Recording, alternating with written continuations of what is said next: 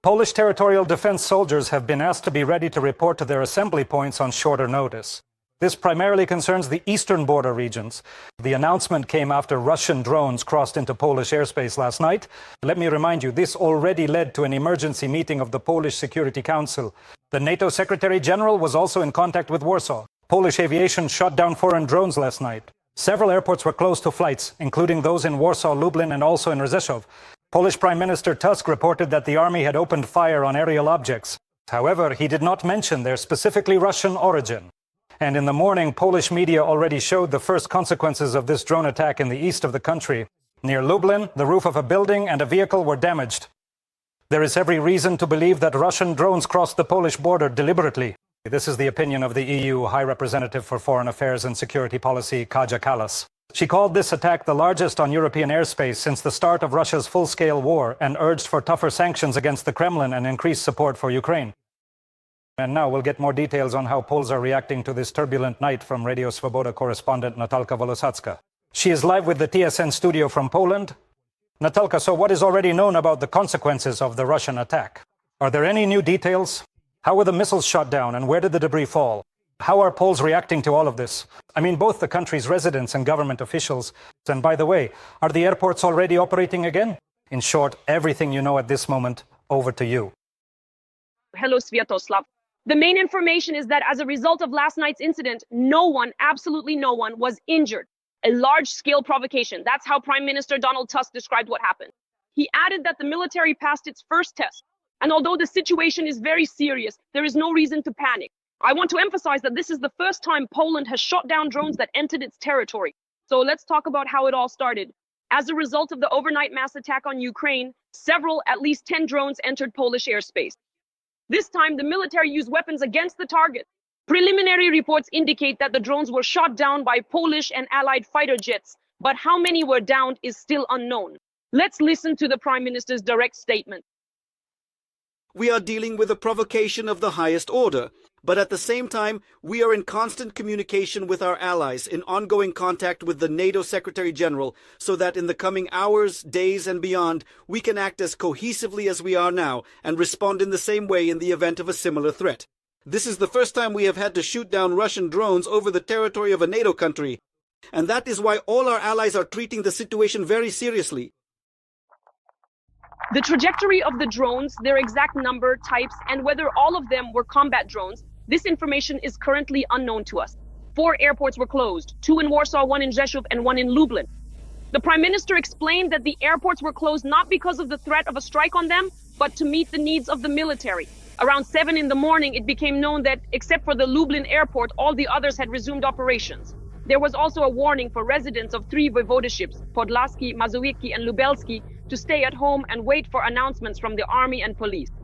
However, by morning, all these restrictions were lifted. The Ministry of Education reported that children could safely go to school.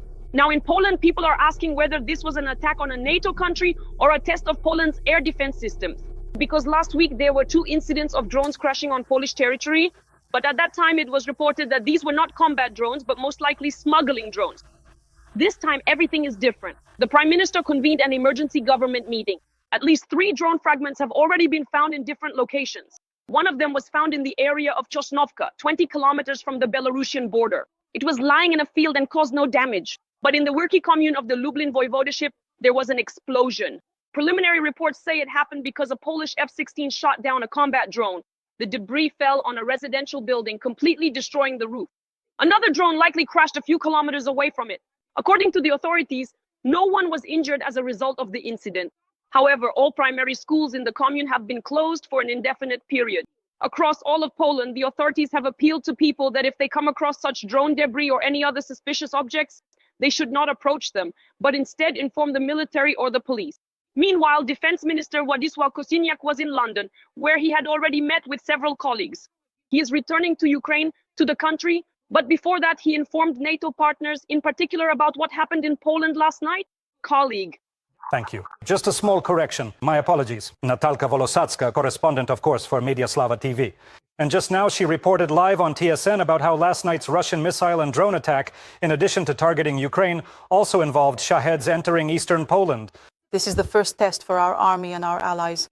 Yes, the Polish Prime Minister commented on the attack that took place last night when Russian drones entered the territory of that country. For the first time, it was necessary to activate. They didn't just enter, they attacked Poland. Attacked it for the first time. For the first time in 3 years, Poland shot down Russian drones and experienced firsthand what it's like to live under drone attacks. We will continue to talk about how Russian propaganda is already presenting this topic and will use it in their propaganda news. Andriy Kovalenko is with us, head of the Center for Countering Disinformation at the National Security and Defense Council. Welcome, Mr. Andriy. Greetings. So, have you already managed to thoroughly analyze and clearly see how Russian propaganda will undoubtedly try to spin this significant story, how they will present the unprovoked attack on Poland, which, without any exaggeration, is truly unprecedented and deeply concerning? The Russians, of course, are presenting it as a Ukrainian provocation. They start talking about Ukrainian shelling and so on and so forth, claiming in short that it is beneficial for Ukraine to drag others into this war. So they have these talking points prepared and basically, well, they are clearly exploiting this topic and will continue to do so because most likely this will not be the last attack on Poland, and not just on Poland, since earlier UAVs were spotted over the Baltic countries as well. Accordingly, even before this, certain reconnaissance drones were spotted, and they were launched from Germany, from within the country, but over training grounds in Germany, and there were certain acts of sabotage in Germany as well. There were also cable sabotage incidents in the Baltic Sea.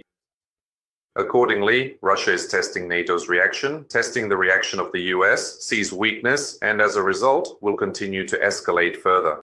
And within these countries, Russian propaganda in Western nations talks about the weakness of those governments, of countries like Poland, Germany, and other governments that support Ukraine. Accordingly, they are trying to claim that these politicians are bringing war to the territory of European countries and that the prosperous, comfortable lives of ordinary Europeans could end because of these politicians, not because of Russia. In other words, unfortunately, the Russians have taken a systematic approach to this work. Ukraine has constantly warned Western countries that this is happening. Work on disinformation is ongoing, and we are discussing it with our Western partners. Unfortunately, this threat in Europe was not taken as seriously as it should have been. If we analyze the latest messages from Russian propagandists, what are they emphasizing?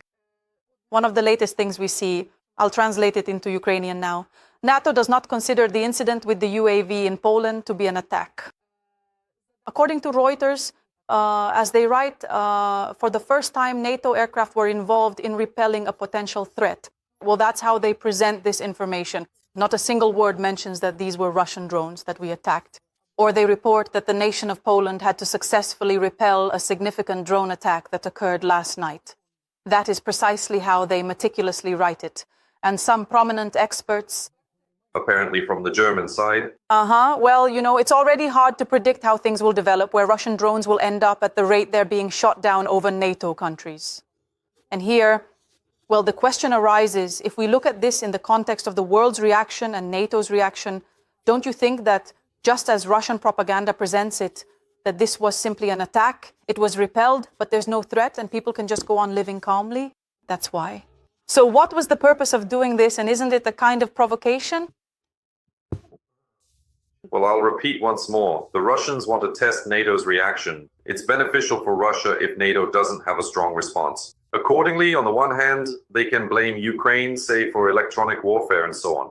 On the other hand, they can send a signal that NATO is taking this incident seriously, and in general that these are some unknown drones, because where it's not explicitly stated that these are Russian drones, Russian foreign intelligence and propaganda tools can always be used to claim that these are almost Ukrainian drones. Believe me, they spread different narratives to different segments of society and audiences. Of course, it benefits Russia if NATO does not have a serious reaction, because then Russia can show its partners, those who stand behind it, like North Korea, for example, that NATO can be attacked like this. The Baltic countries can be attacked and taken over. And during an attack on the Baltic countries, in a few years, artificial intelligence technologies in UAVs can be tested, for example, Chinese technologies. And North Korean troops can be tested in real combat against NATO, not the Ukrainian army, but NATO itself. And so they demonstrate that NATO can be taken with bare hands in just a few years. Just stockpile a few more missiles, drones, bring in North Korean troops, perhaps station them in barracks being built near the Finnish border and in the Murmansk area as well. Medvedev is already saying that Finland is almost being turned into a staging ground for an attack on Russia. Meanwhile, Russia has long since started building and restoring military towns there, creating new military districts. That always serves as their alibi, accordingly. On the one hand, it's to justify their future aggression, and on the other, to convince their partners and allies that now is the time for this aggression so that they will support it. That's all there is to it.